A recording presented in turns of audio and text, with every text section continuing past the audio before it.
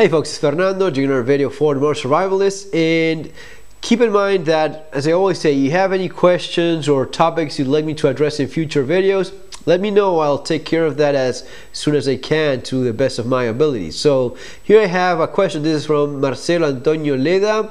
Hope I got that right.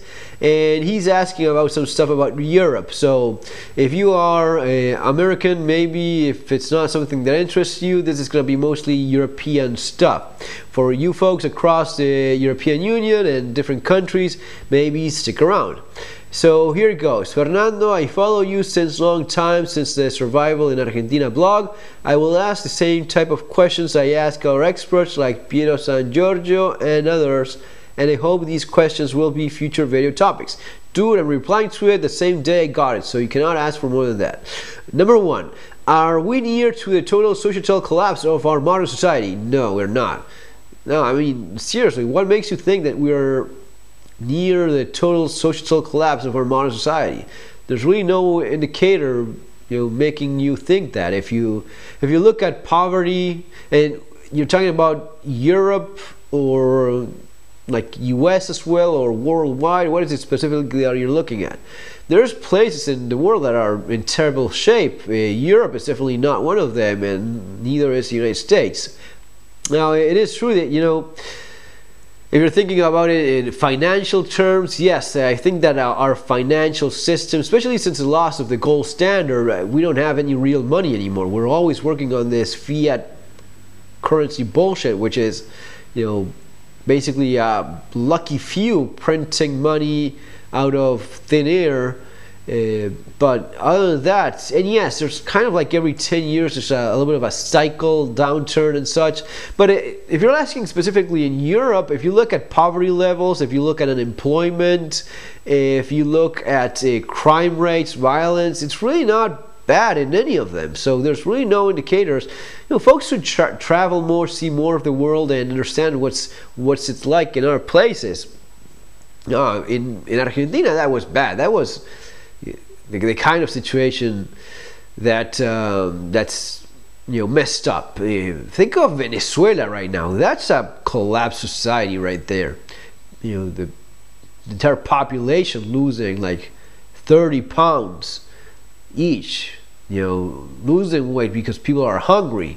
There's no hungry people, and not in any numbers here in Europe. So there's really not there's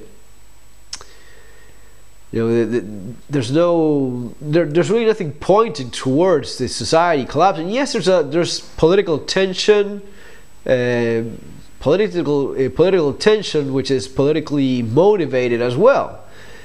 For special interest groups trying to play along and do certain stuff because it's convenient for them.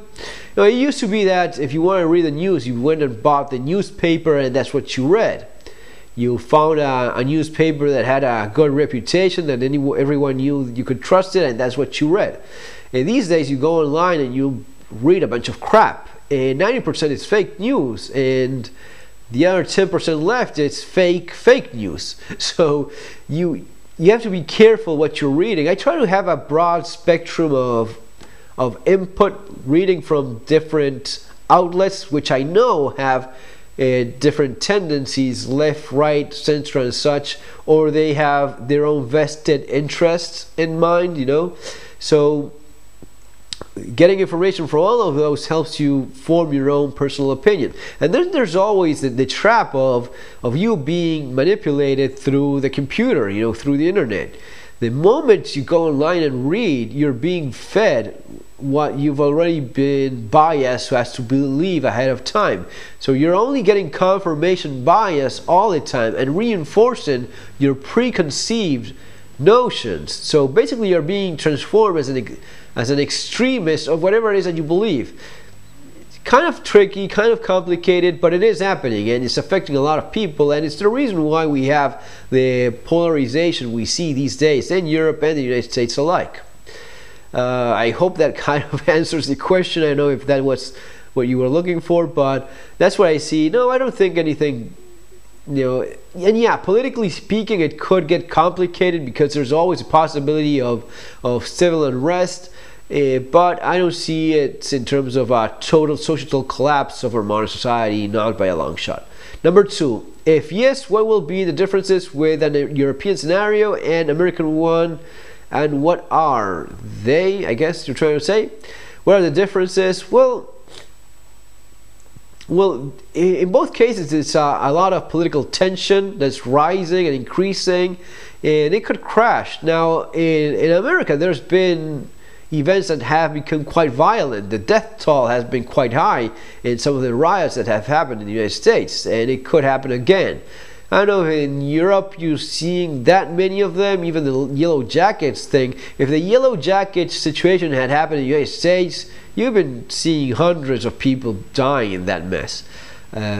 So it's more of a powder keg situation. There's also the racial tension that, you know, and currently the political situation there. Here in Europe, and this is something that most Americans don't quite understand, you can't just say, oh, those socialists in Europe, very typical, but it's simply not true. Europe has 28 different countries, each one with a very own different view of what politics is. Even on the supposedly same political spectrum, if you look at if you look at the UK, your right-leaning politician in the UK will be very different from your right-leaning, right-wing politician in Belgium or Austria or somewhere else.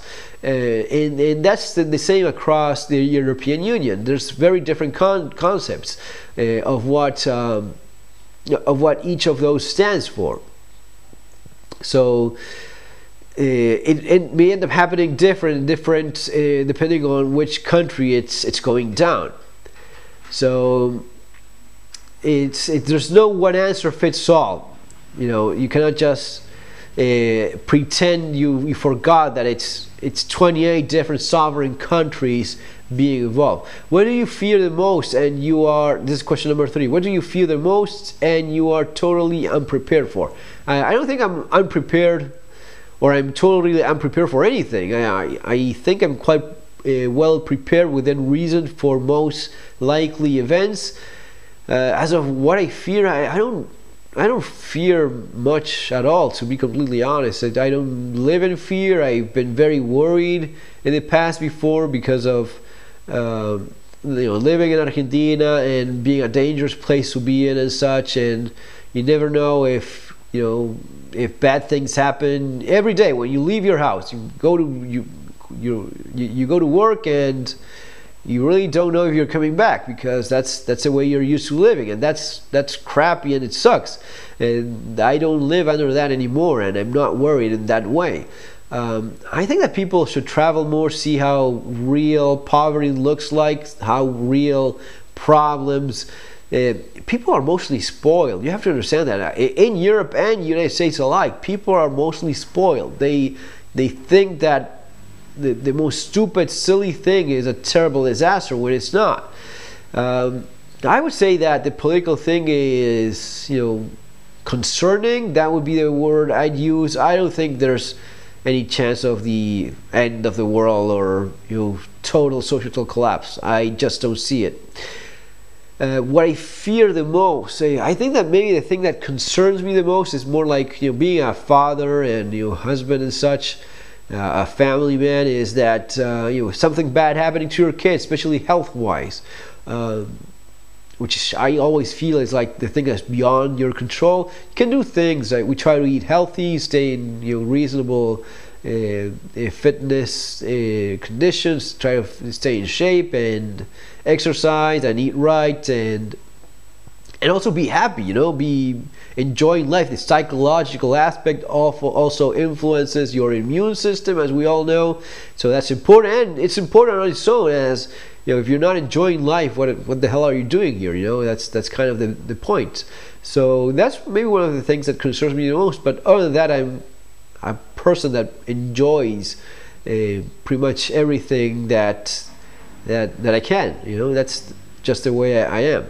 What do you think about the invader migrant problem here in Europe and the one in the United States? Oh, those damn immigrants. In the United States, it's been going on forever. It is a reality that's been happening for as long as I know. Latins flowing into the United States illegally and legally, both.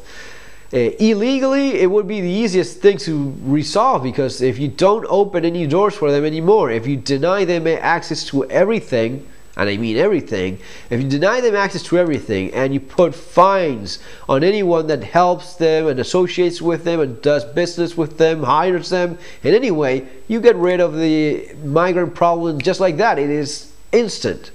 People will not go if they don't have options, if they don't have a better future. That's specifically what they're looking for when they're going there. If they don't have any of that, they're not going to be going there anymore. But of course, if you give them a ton of free stuff, if you allow them to incorporate into the society and make it easy for them, sure. As for Europe, well, it's complicated, because it's people flowing from all these conflict areas and such, or coming in boats. No, I don't like it. I suppose like anyone else. I understand that any country in the world has some sort of approach to asylum seekers, where if honestly someone is being persecuted, you offer them asylum. I wish it would be a little bit more strict, so as to honestly tell who's asylum seeker and who's basically just looking for trouble and just looking to cause problems, which there's more than enough. I wish they would have a little bit of a harder stance. When everyone jumps into a boat and just crosses illegally a border, they're just completely disregarding what the country stands for.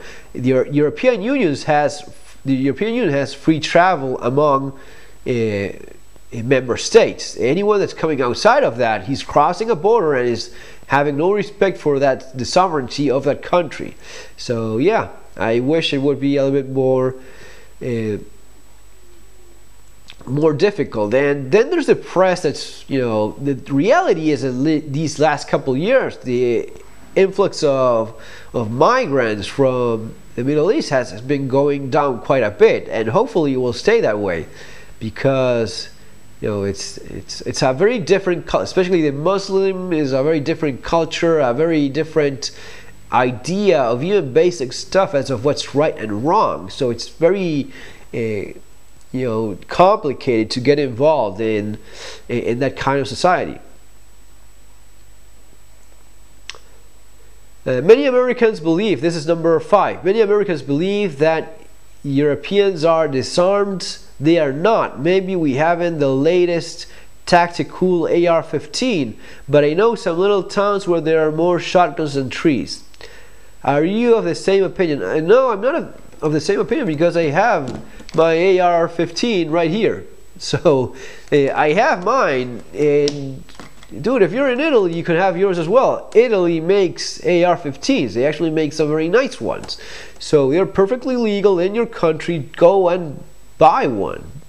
Yeah, I know what you say about Americans thinking that very typical, those socialists in Europe. It's not the same for, the European Union is 28 different countries. Each one has their own laws.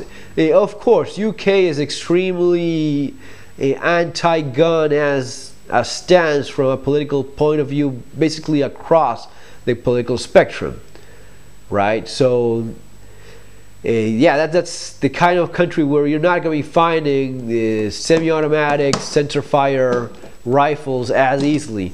But in the rest of Europe, it's very much, some of the best guns in the world are made in Europe. You have Glock, you have HK, you have SIG, you have a bunch of manufacturers, you have CZ, you have a ton of manufacturers. Some of the best guns are made right here. And not owning guns, I was talking with someone actually in UK the other day, and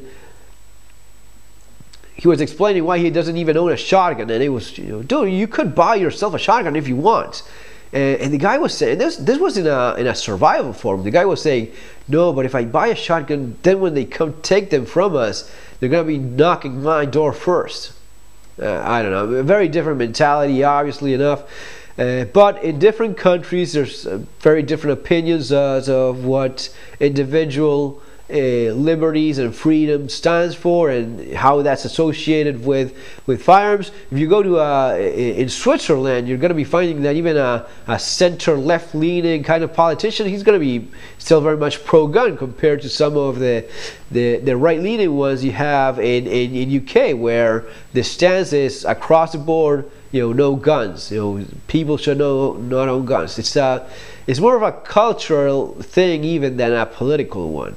But in Italy, why not? You have that at your disposal. So go and buy yourself your Italian AR and and go shoot it. I'm from Italy, Sardinia. What do you think about it in general? I think Italy is very nice. It's a beautiful place. I've been there recently, actually, and I enjoyed my time there. I think it's great that you have the more right-wing politician that's respectful of individual liberty and freedom, and he's respectful of the right of people so as to defend themselves. And it's it's quite a bit nice, fresh air flowing with that political point of view, and I hope it spreads and becomes more popular. UK, which would be the more anti-gun state in European Union, is now leaving, and we have a bunch of very pro-gun countries on the Eastern European part of the Union, and hopefully that keeps on influencing politicians across the European Union and makes them see how that kind of thing gets you votes, gets you the support of people, because that's what they believe in.